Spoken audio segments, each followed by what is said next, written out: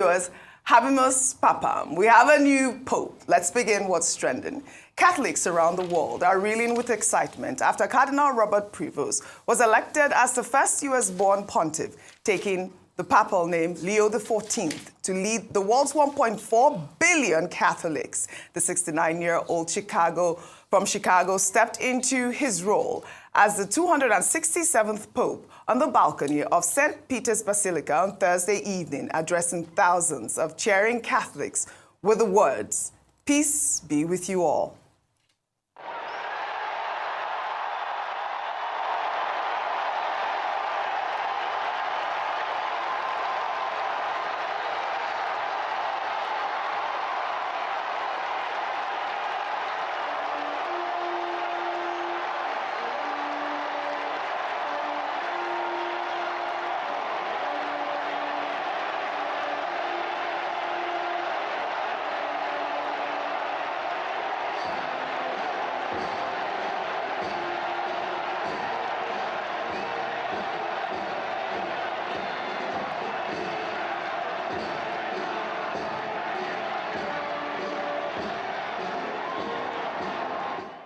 This was such an emotional moment for me, and you know why I've been by, because I'm Catholic. I mean, that little girl crying, you could see how much, that really touched that young girl. It's beautiful to see. Congratulations to the United States as well. Meanwhile, to Peru.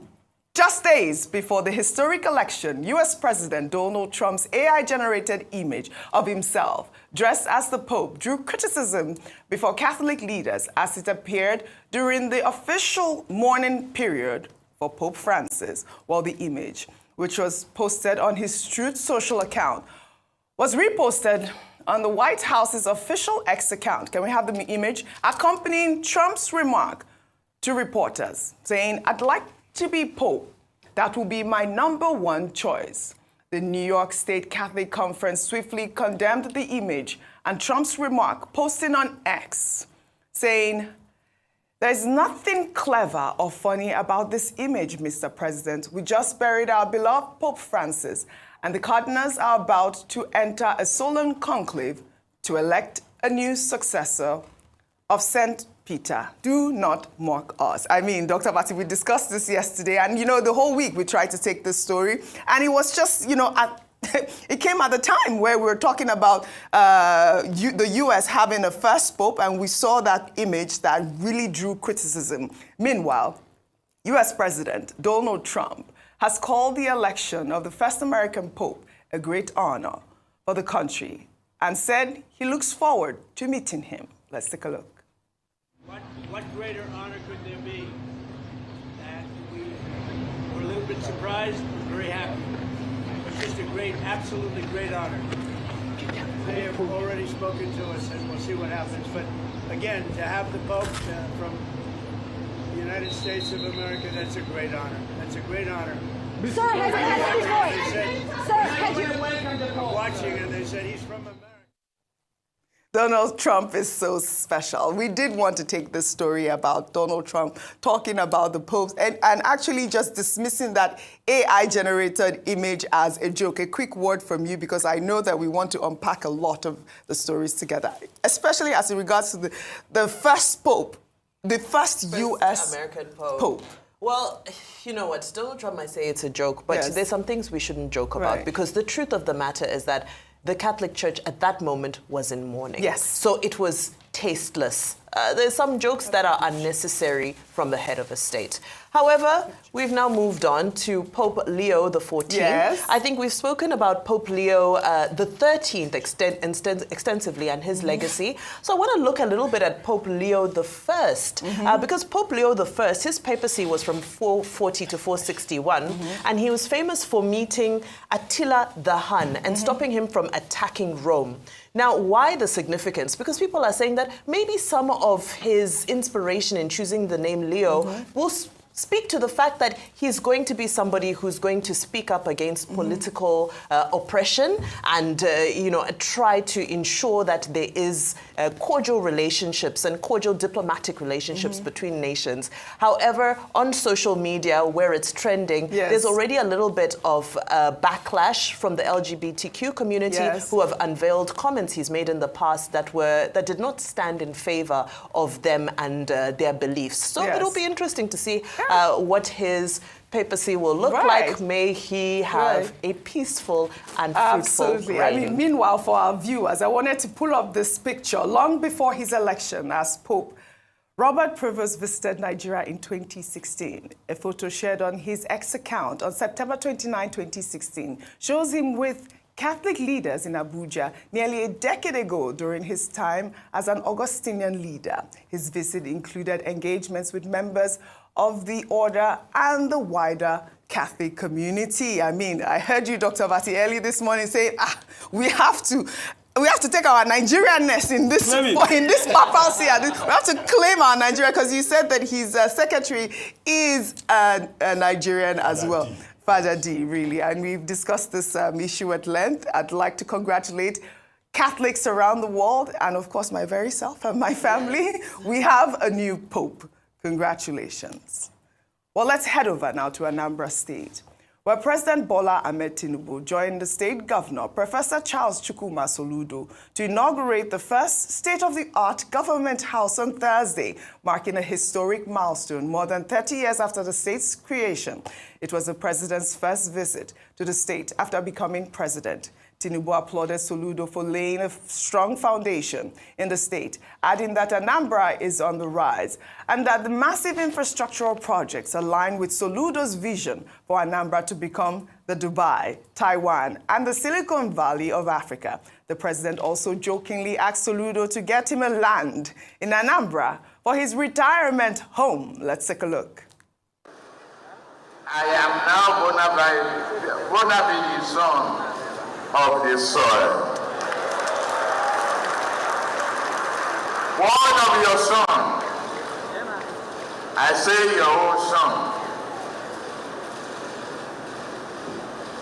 maybe my friend and your governor, Charles Soludo, should find me a plot of land for my retirement home.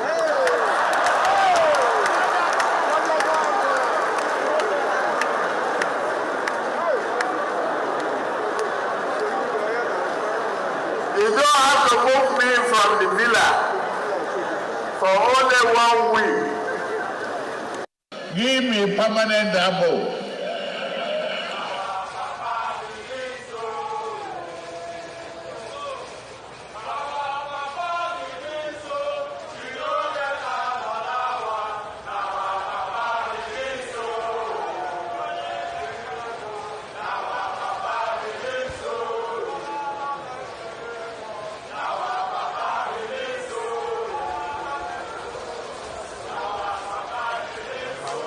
Thank you very much. Now our papa be so, we no get another one. Now our papa be so. That was beautiful to see. While the inauguration ceremony was filled with excitement, the president was also honored with the traditional title, Dike Simba Anambra, meaning warrior from the diaspora, by the state's traditional rulers. This honor was bestowed upon him in recognition of his contributions across the nation. Let's take a look.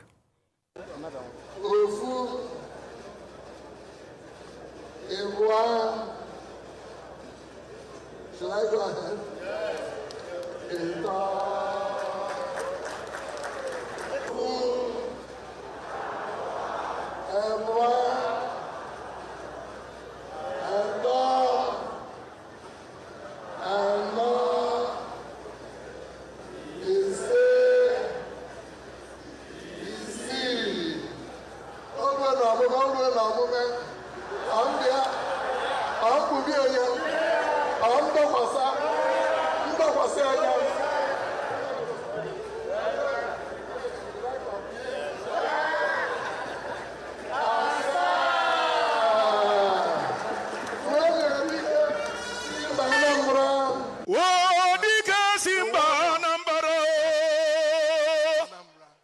Odike Simba Anambra Jagaban nke Nigeria niile Odike Simba analudego no tuanie Dike Simba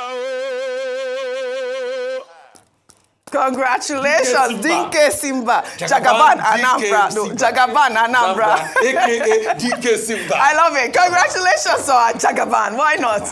Meanwhile, the Anambra State Governor, during the inauguration ceremony, said that the All Progressives Grand Alliance, APGA, will continue its policy of adopting a sitting president as its candidate for the upcoming 2027 elections, emphasizing that APGA is strategically and ideologically aligned with the federal government and the renewed hope agenda. Let's take a look. I want to put on record that it is in time for all progressives. It is time for all progressives, for all the federalists, and all parties with social democratic, centrist, and left-of-center credentials to unite, to advance the purpose of a united and progressive Nigeria. May God bless the Jagaban, bless the renewed hope agenda, may God bless Anambra State, and may God bless the Federal Republic of Nigeria. All right. May God bless the Federal Republic of Nigeria. Well, here is a video showing President Tinubu and Governor Soludo dancing to Flavor's hit track, Game Changer, at the Anambra Stadium. Let's take a look.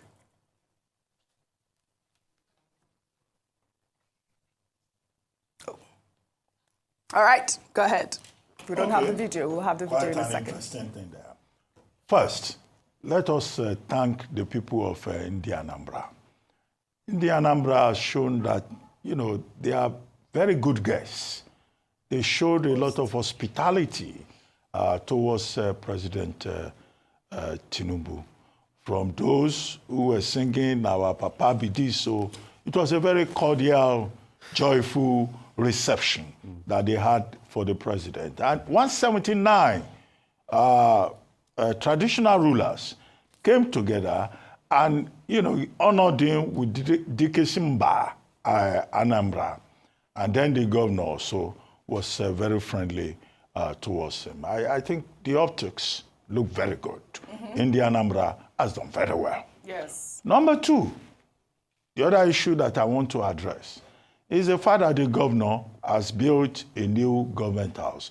Now, it's not only a new government house that he has built.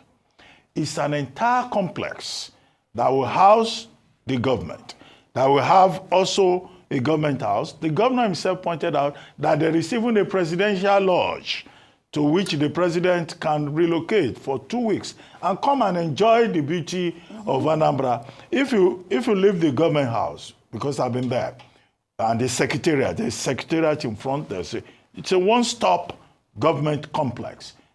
Anambra State has not had anything like that. And the current government house actually is a makeshift building that one governor after the other has been living in. This will be the first time that a governor will give that state, a government house. Actually, now, a state-of-the-art government house. No, it's fantastic. Yes, and then, what is on the screen now?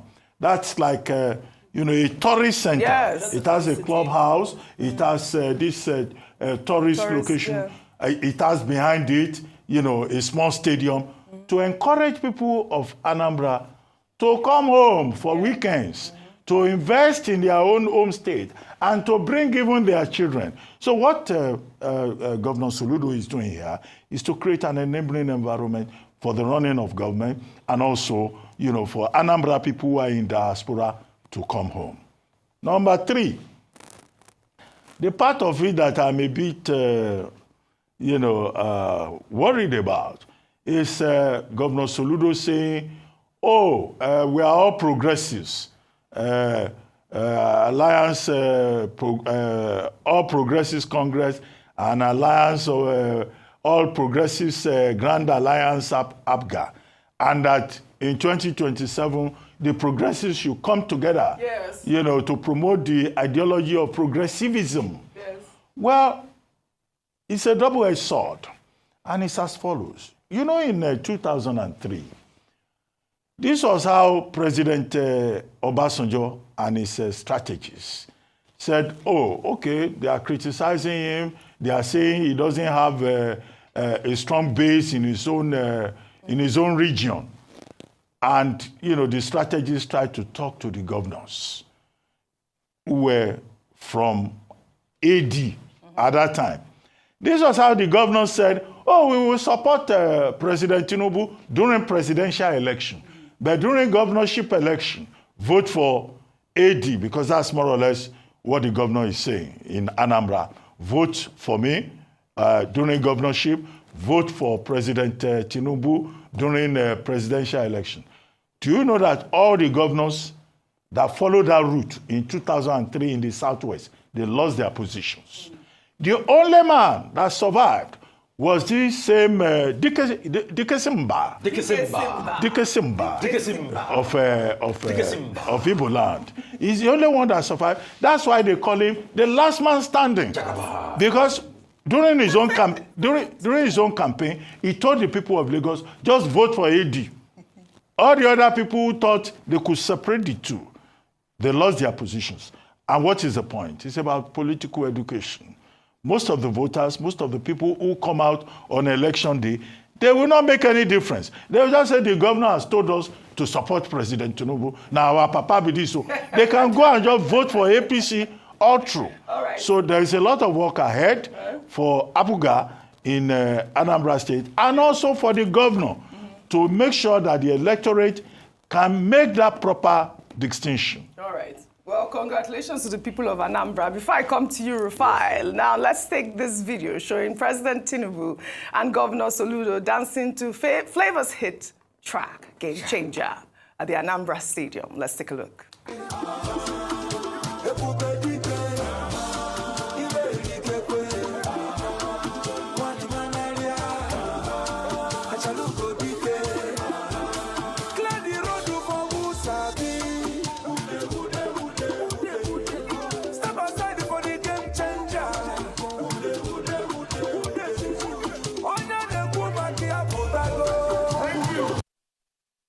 Rufai, I am dancing too much. Please show Rufai. Rufai has been dancing. A quick comment. This video was trending everywhere. Because I know I have short time on it. Couple of things. Good one on the optics and everything. Yes. You see, but give it to President Tinubu. I always give him his flowers. I disagree with him on many things, but I give him his flowers. He's a very deft political activist and political player and strategist. You see, what Dr. Abati cited when he said, oh, in 2023, that 2003, they drifted towards a path. Yes, that affected a lot of, those governors in 2003, and some of them, they didn't just even do their homework. I remember, I can't recount the story of what really happened to people like Oshoba when Bengadan beat him there, but that's a talk for another day because I don't have time. But also, that same thing was done. The government you serve in, Jonathan government, had that same deal with President Tinubu in 2011. But guess what? President Tinubu was smart enough to be able to tell the people that, see, Lagos, PDP, presidential, but governorship, we come back to base. And Babatunde Fashola had an overwhelming return. As regards all of this project launch, please, it's something across every African country. I'm always scared when I see leaders building new government houses. They say there's nothing been there and all of that. Yeah. Because in other parts of the world, when last did you hear that America is building a new White House? Yeah. When last did you hear that we are doing infrastructural projects in other developed nations about a befitting presidential palace? Right. This idea that you must have a befitting presidential palace, I don't think is the right one. I think we should put more resource into the people. Well said. 22 Sussex Street in Canada has been of dispute. Right. The building went derelict. Guess what? Nobody dare touch to repair the building because they know the people will go against them. Yeah. So let's focus more on on doing things for the people rather than edifices for whoever is governor at any point in time. Well said, Rufai. I mean, you're absolutely spot on. The idea of building. In Anambra, it's like a 3-arm zone. It's a 3-arm zone. That's what can I just So that's the model. The legislature, the judiciary, then government secretariat. The government lodge is just at the back. But where the governor of Anambra lives now, even you, Rufai, you can build it and live there. It's just a small. Well, everyone small has thing. an opinion here, and I think that Rufai is quite correct in the terms of putting resources more on security and other more important things than productivity than edifices like this. And you are right, Dr. Abati, saying that.